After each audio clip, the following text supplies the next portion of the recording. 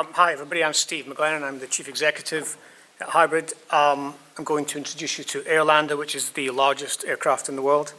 It will fly in the next sort of 7-8 weeks here in the UK for the first time. It's 92 metres long.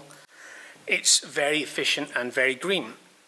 It's got a huge market. It's a modern aircraft, so it fits within mainstream aviation. It does things that other aircraft don't do. Right now, we are a little bit more mature than some of the businesses here. We've raised 13 million equity so far. We've done 6 million grants for debt, and we've had 60 million of revenues. We're finishing our last venture round now at £4 million. There'll be a crowdfund element to that because we've got some crowd investors, so it's open to everybody at £100 a go.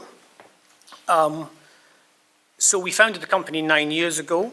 It designed and manufactured that aircraft. We're a global leader. It's only really Lockheed that have anything comparable, and they're still at the subscale demonstrator point. It's a unique aircraft. It takes some aspects of airship technology. It's got helium inside that hull, but the hull is a lifting shape. So it's a wing. You switch on the engines and you push it forward into the airflow and it flies like a plane. We have turnable, vectorable engines. It can do short takeoff and landing and vertical takeoff and landing. It's green because it uses helium, not hydrocarbons, for about 60% of its flight. So there's a direct read across into emissions there. It's green because it doesn't need a runway. You don't need infrastructure. It lands and takes off anywhere reasonably flat. Lands and takes off on water, muskeg, swamp, ice, these kind of things. Huge range of global applications. It's like any other aircraft. You can use it in the commercial sector. You can use it defence and security. We got a lot of our money from the defence and security sector. We're looking at breakthrough applications in communications, so it's a persistent flight technology. It'll fly for up to 21 days. So in the commercial sector, it can supplement and replace ground-based infrastructure for mobile telephony, for example. It can also do remote access into places which are otherwise very difficult to reach. From a military perspective, it's persistent surveillance. Armies march on information these days. Who have we got? We've got about 100 people on site up in Bedford right now. They're working very hard.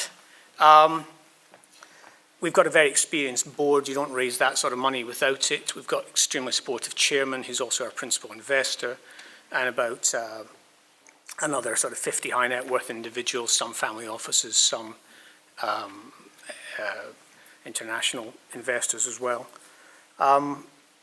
We've got a clear pathway forward now. We've got a full-size aircraft that will go into flight trials and demos with governmental customers later this year. It'll do some work in the commercial sector, and that will allow us to show the actual aircraft at full scale doing the actual job. In some of those applications, 80 times better than the current solution today. So as I say, last venture round, £4 million. Some of that will come from our existing. Obviously, we will do a little crowd round. We'd be really interested in some clean tech investors as we move towards IPO. Go back. That one. That's it. All done? Thank you.